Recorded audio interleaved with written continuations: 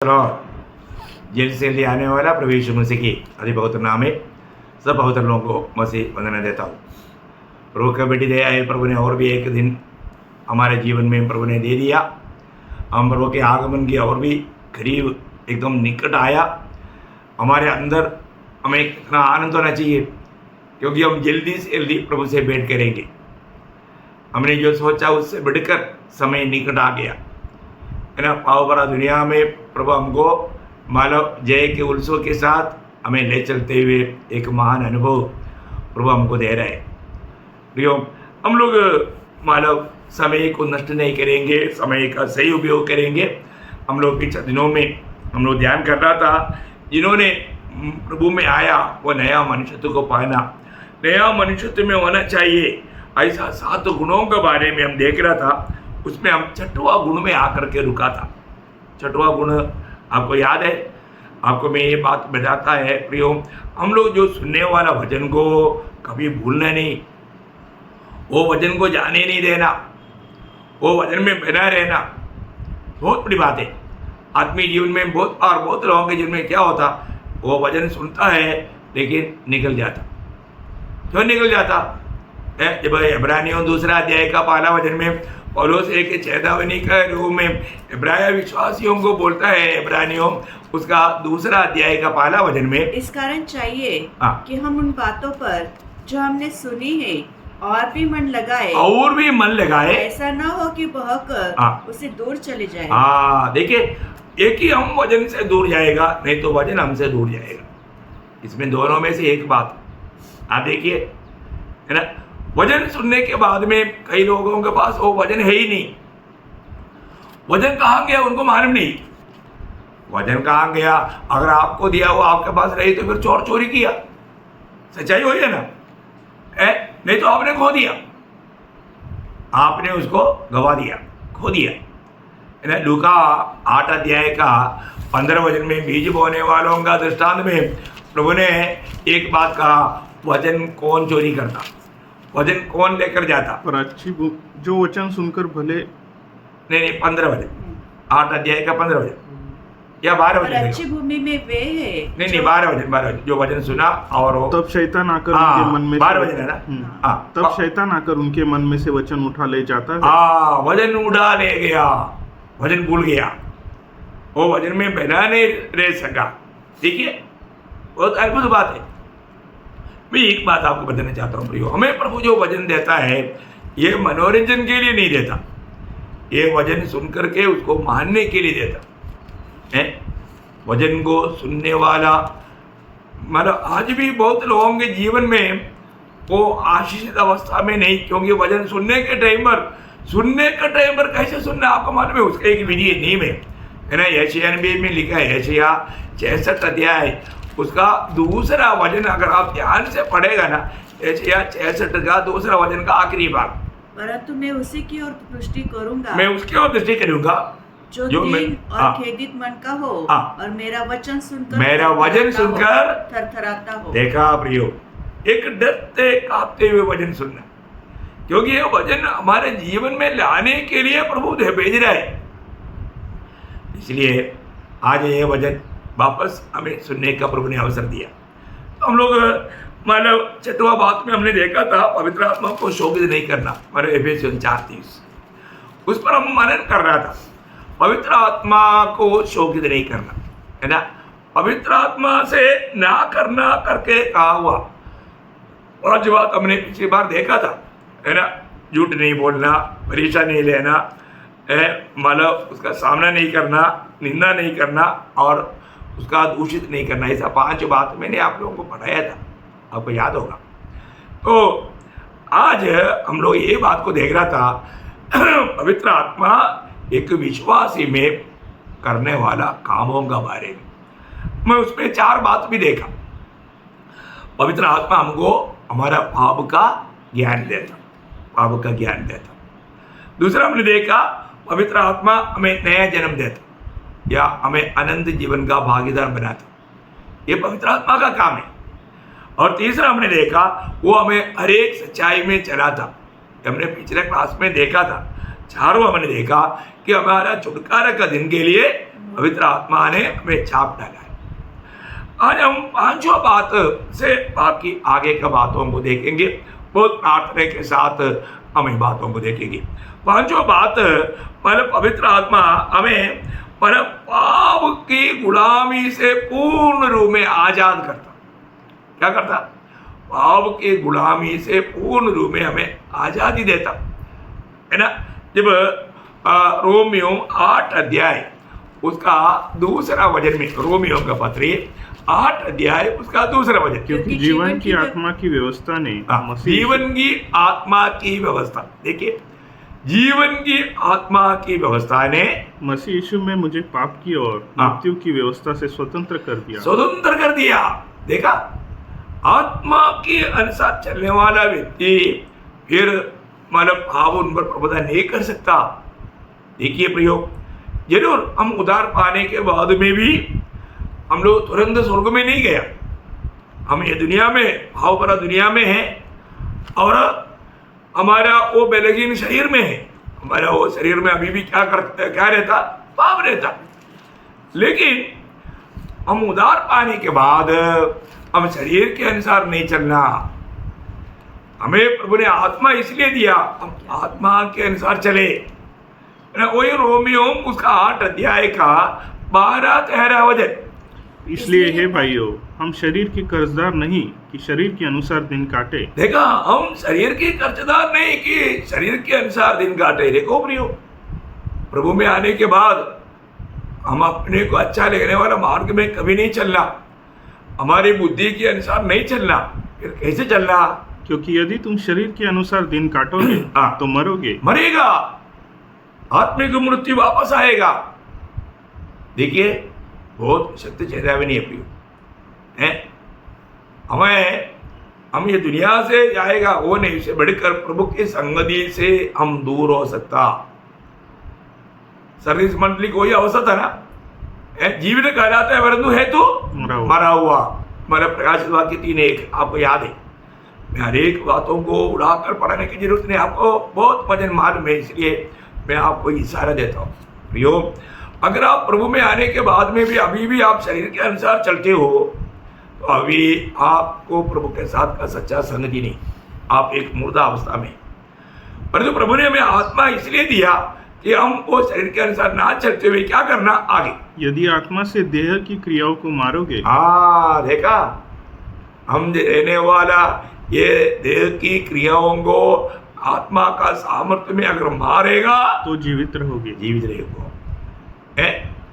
अभी उसका 14 वचन भी पढ़िएगा। इसलिए कि जितने लोग परमेश्वर के आत्मा के चलाए चलते हैं वे ही परमेश्वर के पुत्र हैं। वे ही, देखा, वे ही मैं प्रभु में विश्वास किया, मुझे परमेश्वर का संतान होने का अधिकार मिला। यौवन 1:12 के अनुसार वो बोलते रहेगा तो धोखा हो जाएगा। अब वास्तव में नया जन्म पाया है तो हमारे एक बड़ा कर्तव्य है, जिम्मेवारी है, हम आत्मा के अनुसार चले भी। आत्मा के अनुसार चलना, तभी हम परमेश्वर का पुत्र कहलाएंगे। सचमुच में स्वर्ग हमको उस रीति में अंगीकार करेगा। जब गलातियों का पत्री 5 अध्याय का 16-17 वचन में, और उस कहने वाला बात शायद आपको याद होगा, गलातियों 5 अध्याय उसका 16-17 वचन। पर मैं कहता हूँ, आत्मा के अनुसार चलो तो तुम शरीर की लालसा किसी रीति से पूरी ना करोगे। क्योंकि शरीर आत्मा के विरोध में, शरीर आत्मा का विरोध और आत्मा शरीर के विरोध में लालसा करता है, और ये एक दूसरे के विरोधी है, इसलिए कि जो तुम करना चाहते हो वह न करने पाओ। देखा प्रियो, हमें ये बात को जानना, शरीर हमेशा आत्मा के खिलाफ काम करता, क्योंकि शरीर का काम आपको मालूम है, नाश में जाने वाला, नरक में ले जाने वाला बात है। आत्मा का फल हमारे में होना, आत्मा का नियंत्रण हमारे में होना, उसका 25 वचन में लिखा है। इसलिए यदि हम आत्मा के द्वारा जीवित है, हम आत्मा के द्वारा जीवित है तो आत्मा के अनुसार चले भी। देखा, हमने आत्मा पाया, हमको उस आत्मा के अनुसार चलना चाहिए। हम लोग एक सच्चा आत्मीय जन्म मिलना चाहता है तो इसका मतलब क्या है कि क्या हमें एक पाप के ऊपर विजय देने वाला, ये आत्मा के अनुसार चलने के द्वारा है। आत्मा ही हमें वो विजय दे सकता, हमारा ताकत में नहीं, हमारा खुद का परिश्रम नहीं। हम आत्मा का अधीन बना रहने के ऊपर है। ये अनेक पवित्र लोगों को समझना चाहिए, जानना चाहिए, है ना। और छठवीं बात, आत्मा एक विश्वास में करने वाला छठवीं बात हमको वो उपदेश देता, मतलब प्रभु का वचन का सही प्रकाश हमको देता, है ना। जब पहला कोरिन्थी 2 अध्याय उसका 9 से 13 तक का वचनों में हम लोग वो बात को देख सकता। परंतु जैसा लिखा है, जो बातें आँख ने नहीं देखी, आँख ने नहीं देखा, और कान ने नहीं सुनी, कान में नहीं सुना, और जो बातें मनुष्य के चित्त में नहीं चढ़ी, मनुष्य के चित्त में नहीं चढ़ा, वही है जो परमेश्वर ने अपने प्रेम रखने वालों के लिए तैयार किए हैं। देखो, मतलब दुनिया का किसी भी व्यक्ति को मालूम नहीं परमेश्वर को प्रेम करने वालों के लिए परमेश्वर ने क्या क्या तैयार किया। आपको मालूम है क्या? आपको ही नहीं मालूम। प्रभु का जन्म है तो प्रभु के आत्मा आपको ये बात बताता है। ये बात है, प्रभु ने कहा हुआ बात दुनिया के लिए समझना असंभव है, और जो प्रभु का लोगों को वहां पर उसका 10 वचन में क्या बोलता, परंतु परमेश्वर, परंतु दुनिया में किसी को नहीं मालूम, परंतु परमेश्वर ने उनको अपने आत्मा के द्वारा हम पर प्रकट किया, क्योंकि आत्मा सब बातें वरम परमेश्वर की गूढ़ बातें भी जांचता है। देखिए, परमेश्वर का गूढ़ बातों को भी कौन जानता? आत्मा जानता, पवित्र आत्मा जानता, क्योंकि वो परमेश्वर है। क्या अनमोल बात है, कितना अनमोल बात है ना। तो हमारे जीवन में हमने जो आत्मा पाया वो पवित्र आत्मा, परमेश्वर की आत्मा है, प्रभु यीशु मसीह की आत्मा है। कितना अनमोल बात है। तो आज उस आत्मा हमको इन बातों को प्रकाश करके देता। जिसको आत्मा नहीं मिला उसका 14 दिन में एक चेतावनी के रूप में लिखा है, परंतु शारीरिक मनुष्य परमेश्वर की आत्मा की बातें ग्रहण नहीं करता, क्योंकि वे उसकी दृष्टि में मूर्खता की बातें हैं, और न वो उन्हें जान सकता है, क्योंकि उनकी जांच आत्मिक रीति से होती है। देखा, शारीरिक मनुष्य का अर्थ क्या है? जिन्होंने उद्धार नहीं पाया, जिन्होंने नया जन्म नहीं पाया, जिन्होंने प्रभु की आत्मा नहीं पाई, वो व्यक्ति को स्वर्गीय बातें, परमेश्वर का बातें, आत्मिक बातें समझना मुश्किल है, नहीं समझ सकता, है ना। कितना भयंकर बात है। पर जो प्रभु ने हमको अपने आत्मा दे करके उसका गूढ़ गुप्त बातों को भी हमें सिखाता, हमको समझाता, बहुत गहरा बात है। मैं आपको बताना चाहता हूँ, आज प्रभु ने हमको इस आत्मिक बातों में गहराई में उतरने के लिए प्रभु ने हमें आत्मा दिया, है ना। पहला यूहन्ना उसका 2 अध्याय उसका 20 और 27 वचन में ये बात को अच्छा वर्णन किया हुआ है। पहला यूहन्ना उसका 2 अध्याय उसका पहला 20 वचन पढ़ना। परंतु तुम्हारा तो उस पवित्रता से अभिषेक हुआ है। देखा, मतलब तुम्हारा तो उस पवित्रता से, मतलब पवित्र से, मतलब प्रभु से हमारा अभिषेक हुआ। कौन सा अभिषेक? आत्मा का। और वो आत्मा क्या करता है? उसका 27 वचन, परंतु तुम्हारा वह अभिषेक जो उसकी ओर से किया गया तुम्हें बना रहता है, और तुम्हें इसका प्रयोजन नहीं कि कोई तुम्हें सिखाए, वरन जैसे वह अभिषेक जो उसकी ओर से किया गया तुम्हें सब बातें सिखाता। देखिए प्रियो, हमको ये बात को जानना, नया जन्म पाया हुआ हर एक लोग अभिषिक्त लोग है, आत्मा पाया हुआ लोग है, प्रभु की आत्मा उसमें रहता है। उस आत्मा उसको सारे बात सिखाएगा। आत्मा हर बात हमें समझाने में सामर्थ्य हो। अभी हमने जो पढ़ रहा था पहला कोरिन्थी 2 अध्याय उसका 13 वचन में भी उसके आखिर में ऐसे लिखा है, आत्मिक बातें आत्मिक बातों से मिलाकर सुनाते हैं। आत्मिक बातें आत्मिक बातों से मिलाकर सुनाते। देखिए, बहुत बड़ी बात है। पवित्र आत्मा उस बात को हमें क्लियर करके देता, मतलब एक विश्वासी में आत्मा करने वाला बात यीशु मसीह ने बताया हुआ बातों को उसका सही अर्थ में हमको समझने देता। हम अपनी बुद्धि में नहीं समझ सकता, परंतु प्रभु के आत्मा की सहायता से हम उस बात का सही अर्थ को समझ सकता है। और 7वीं बात, प्रभु की आत्मा हमारे अंदर आने के कारण प्रभु का प्रेम से हमारे दिल प्रभु ने भर दिया। इतना अनमोल बात है ना। प्रभु में आने के बाद में अगर हम जीवन नहीं बदला, वो पहले जैसा है, ऐसा नहीं।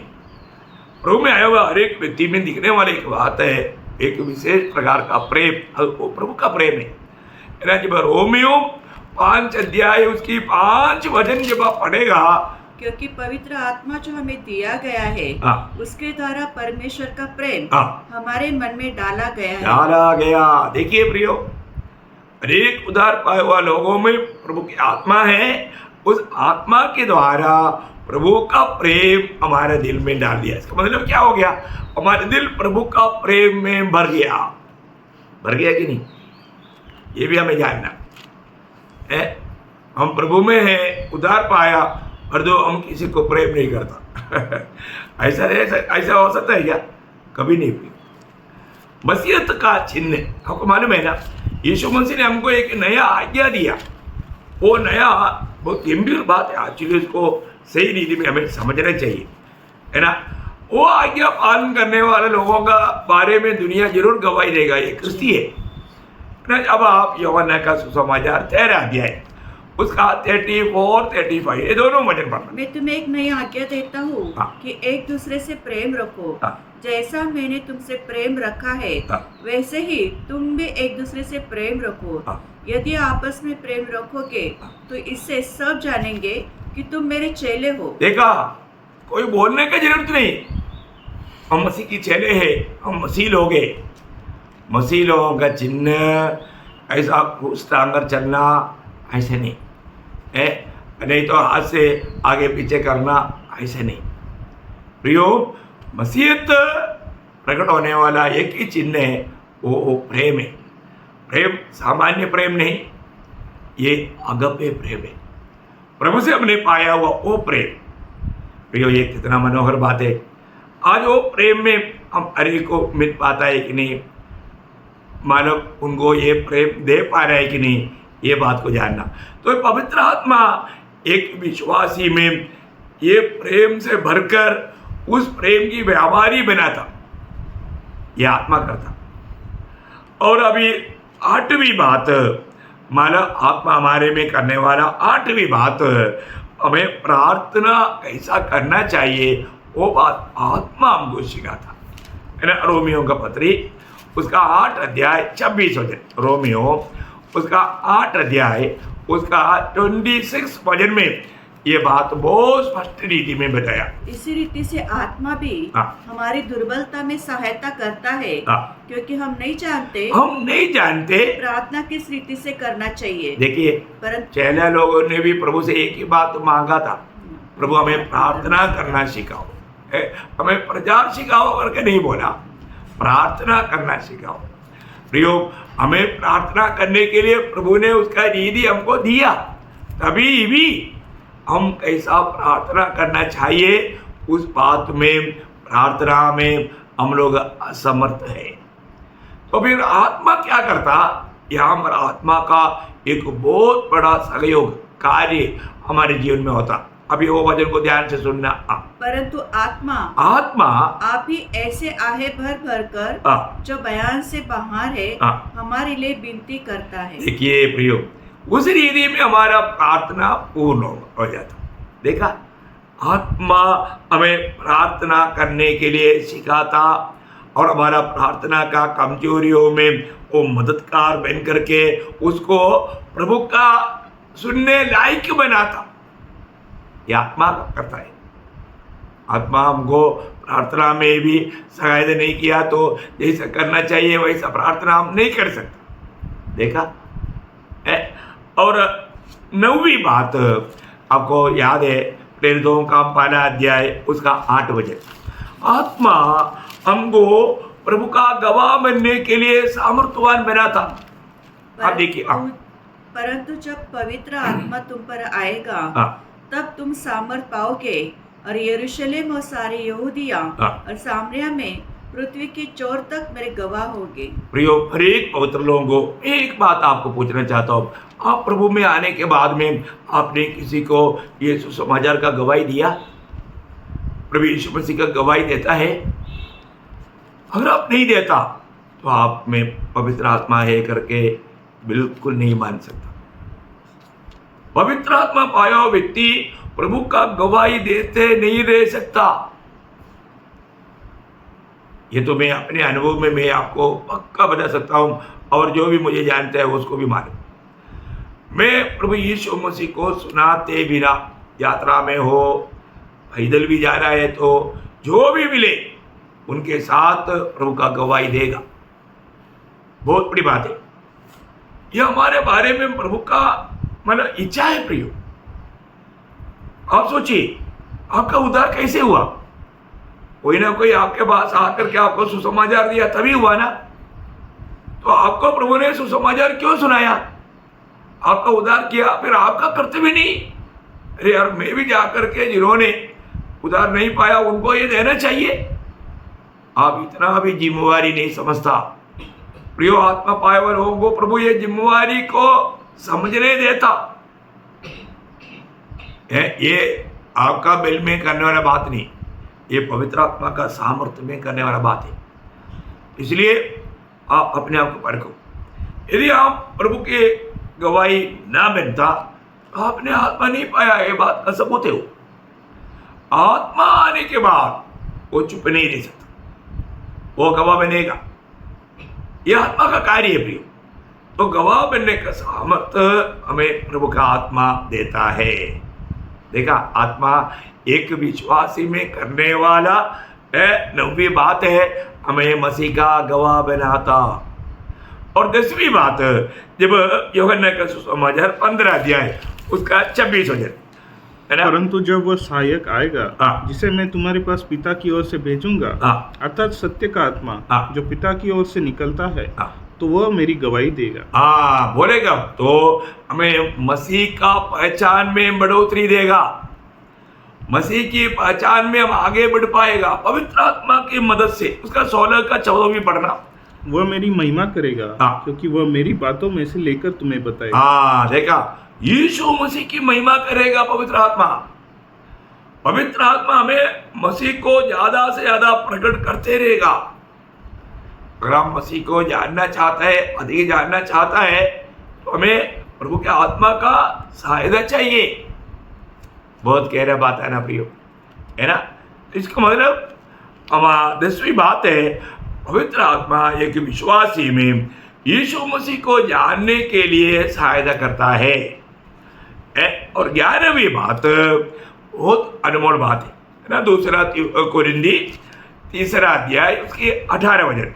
2 कोरिन्थी 3 अध्याय उसका 18 वचन। परंतु जब हम सबके उगाड़े चेहरे से प्रभु का प्रताप इस प्रकार प्रकट होता है जिस प्रकार दर्पण में, तो प्रभु के द्वारा जो आत्मा है, हम उसी तेजस्वी रूप में अंश अंश करके बदलते जाते हैं। बहुत मनोहर बात है ना प्रियो।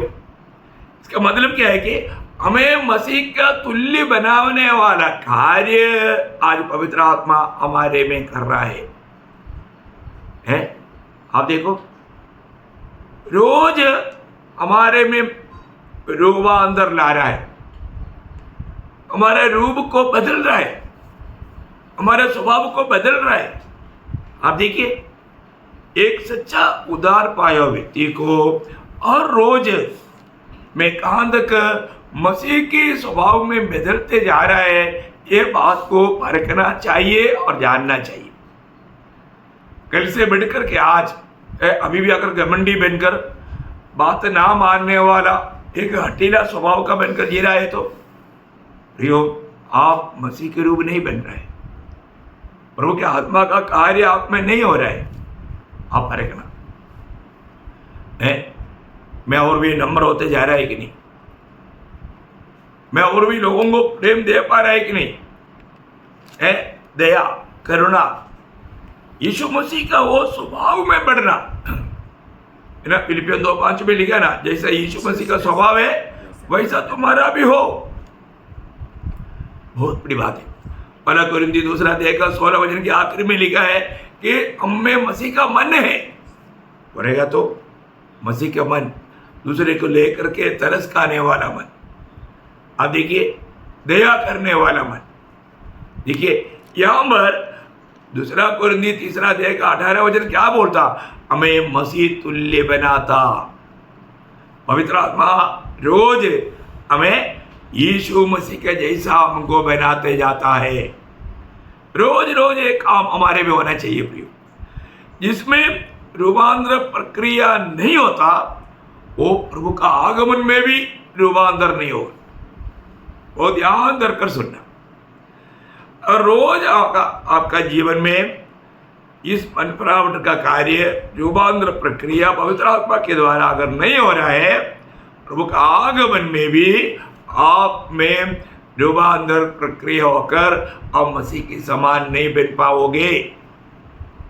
क्योंकि आप सबको मालूम है, जब यीशु मसीह आएगा, जो लोग प्रभु के आगमन की बाट जोता है, पहले यूहन्ना 3:2 में क्या लिखा? पहले यूहन्ना 3 अध्याय उसका 2 वचन, हे प्रियो, अब हम परमेश्वर की संतान हैं, और अभी तक यह प्रकट नहीं हुआ कि हम क्या कुछ होंगे।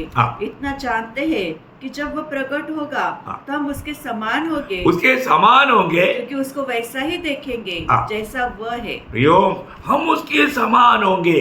कौन? जो रोज पवित्र आत्मा में चलते हुए उसकी स्वभाव में बदलने वाला व्यक्ति। बहुत बड़ी बात है अपने आप को परखना। मेरा पहले दिनों से बढ़कर, पिछले दिनों से बढ़कर मेरा जीवन बदलते जा रहा है कि नहीं? जो कोई मसीह यीशु में, वो नया सृष्टि है। पुराना बातें बीत गया, देखो सब कुछ है नया बन गया। 2 कुरिन्थी 5:17 आपको सबको मालूम। प्रियो, हमें बदलना चाहिए। कैसे बदलना? मसीह के अनुरूप बदलना। रोज रोज हम मसीह के अनुरूप बनते जाना। ये पवित्र आत्मा पाया हुआ लोगों में आत्मा करने वाला कार्य है।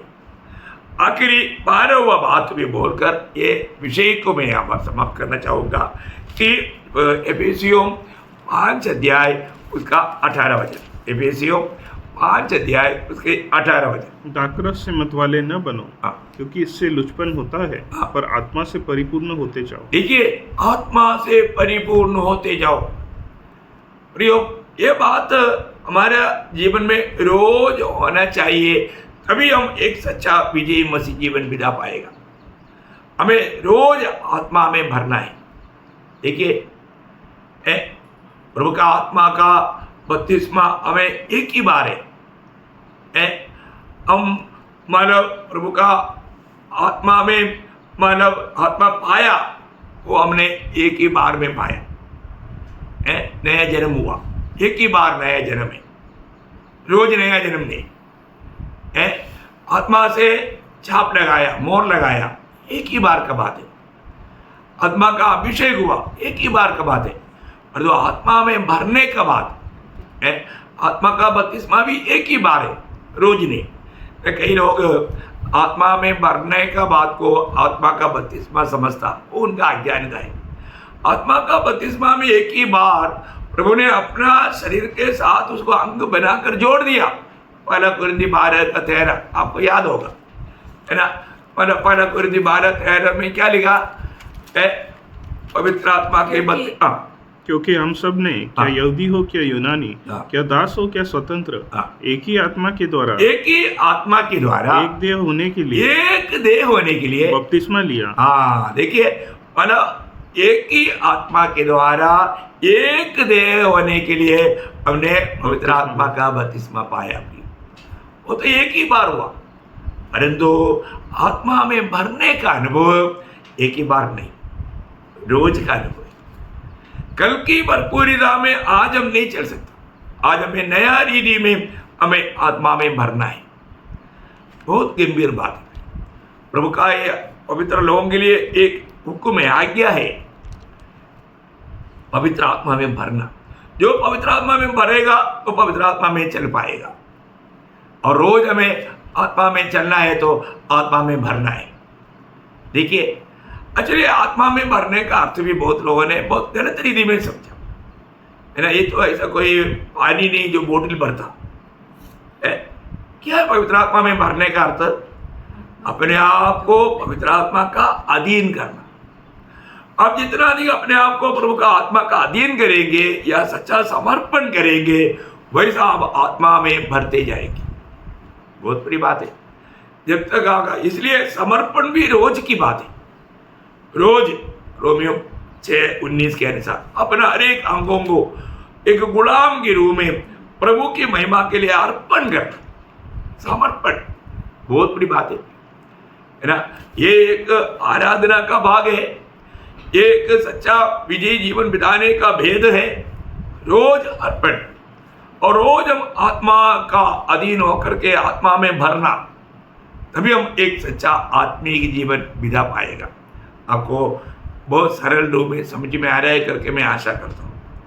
प्रियो, ऐसा नहीं अब और कोई रीति में है। हाँ, आप प्रार्थना करने के टाइम पर आप आत्मा में भरेगा, है ना। जब चले लोग प्रार्थना किया, वो लोग आत्मा में भर गया, प्रतिकूल में आत्मा में भरेगा। स्तेफानोस पथरवाह कर रहा था, लोग तब वो आत्मा में भर करके स्वर्ग की ओर दृष्टि किया। प्रतिकूलों में भी प्रभु हमें आत्मा में भर देता। क्यों? हम सरेंडर किया हुआ जीवन है, हमारे जीवन एक समर्पित जीवन है।